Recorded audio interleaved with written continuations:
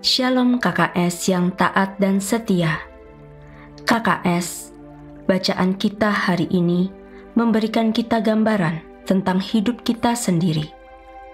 Dikisahkan bahwa maksud baik Raja Daud untuk mengirimkan rasa bela sungkawa terhadap kematian Raja Amon dengan mengutus utusan kerajaan dianggap sebagai tindakan untuk memata-matai, sehingga terjadilah peperangan yang dimenangkan oleh Daud. Bukankah kita juga mengalami hal yang demikian? Seringkali sapaan dan salam kita kepada seseorang dianggap negatif karena orang tersebut memang sedang luka hati. Jadi maksud hati kita yang baik untuk menjaga silaturahmi malah makin menjauhkan orang tersebut dari kita. Satu hal yang harus kita pegang, seperti Daud, mari tetap melekatkan hati kita kepada Tuhan, sehingga jika ada orang-orang yang salah menilai kita, kita tetap dalam pembelaan Tuhan yang nyata. Dan mereka yang salah persepsi tentang kita akan tunduk dan berkata, memang engkau disertai Tuhan. 2 Samuel 10 ayat 19. Ketika dilihat semua raja yang takluk kepada Hadadezer bahwa mereka telah terpukul kalah oleh orang Israel, maka mereka mengadakan perdamaian dengan orang Israel dan takluk kepada mereka. Sesudah itu, takutlah orang Aram memberi pertolongan lagi kepada Bani Amon. KKS, mari kita mengingat kembali dari mana datangnya dosa. Dari mata yang melihat hati dan pikiran yang menginginkan keinginan, disambut tubuh mulai melakukan.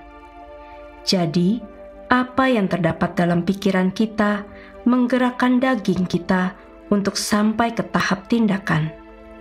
Namun, tidak semua dosa dikarenakan iblis, tetapi karena kita yang tidak mau melakukan apa yang sudah menjadi aturannya Tuhan. Kita enggan dan malas untuk memberikan upaya serius merawat roh kita dengan hal-hal yang rohani dari Tuhan. Tuhan adalah roh, maka kita terhubung dengannya juga melalui roh kita. Sementara roh berlawanan dengan daging. KKS, mana yang engkau pilih? Hidup di dalam roh dan menuai semua kebaikan dan supranatural surgawi, atau hidup dalam daging dan menuai semua yang dari daging yang melelahkan dan membinasakan? Yakobus 1 ayat 13-15. Apabila seorang dicobai, janganlah ia berkata, pencobaan ini datang dari Allah, sebab Allah tidak dapat dicobai oleh yang jahat, dan ia sendiri tidak mencobai siapapun. Tetapi tiap-tiap orang dicobai oleh keinginannya sendiri, karena ia diseret dan dipikat olehnya. Dan apabila keinginan itu telah dibuahi, ia melahirkan dosa. Dan apabila dosa itu sudah matang, ia melahirkan maut. Daud mengalami ini. Ada di suatu masa, ia membiarkan dagingnya menguasainya. Ketika seharusnya musim raja-raja berperang, Daud berdiam di rumah dan melihat wanita yang sedang mandi. Secara logika, Daud sudah beristri dan ia dapat menghampiri istrinya kapanpun, karena ia seorang suami dan seorang raja. Dan dengan demikian, ia terhindar dari dosa karena ia menghampiri istri sahnya. Ini bisa karena sebab lain. Alkitab tidak menuliskan kesibukan istrinya Daud atau konflik di antara mereka.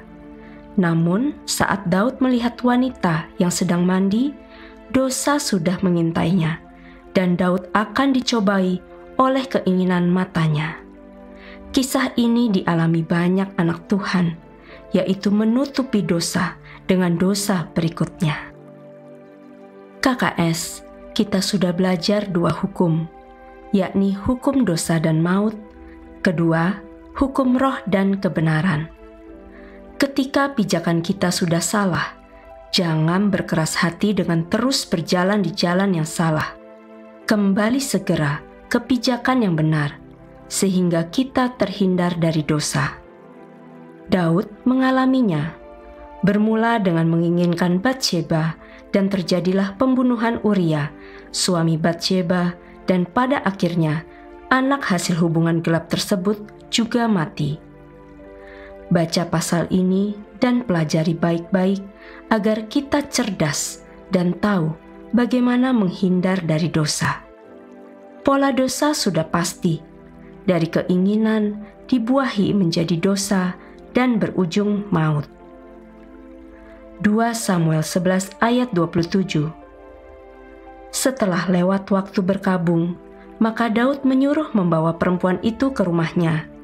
Perempuan itu menjadi istrinya dan melahirkan seorang anak laki-laki baginya. Tetapi hal yang telah dilakukan Daud itu adalah jahat di mata Tuhan. Kita akan sangat menyayangkan membaca pasal ini. Daud, pribadi yang diurapi, bahkan disebut sebagai orang yang berkenan di hati Tuhan, mengerti detak jantung hati Tuhan, terjatuh dalam kenajisan, bahkan bersiasat untuk membunuh perwiranya sendiri, yang notabene berperang bagi Daud, bagi bangsanya. KKS, selalu ingat ini. Betapa Tuhan mengasihi kita seburuk apapun laku kita. Jangan melihat-lihat dosamu, akui dan selesaikan, karena karunia-Nya dapat mengubah kutuk menjadi jalan keselamatan. Jangan memandang apalagi berfokus pada masa lalumu, karena Tuhan dapat mengubah masa depan kita.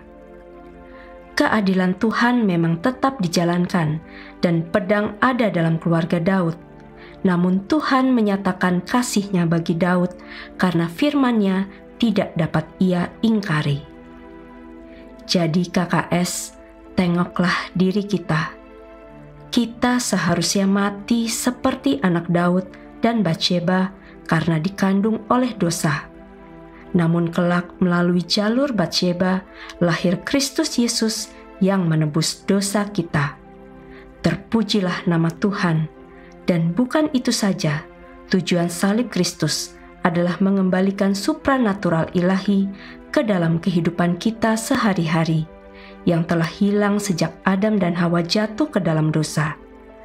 Kematian Yesus di kayu salib untuk mengembalikan kodrat manusia yang diciptakan serupa dan segambar dengan Tuhan. Amin.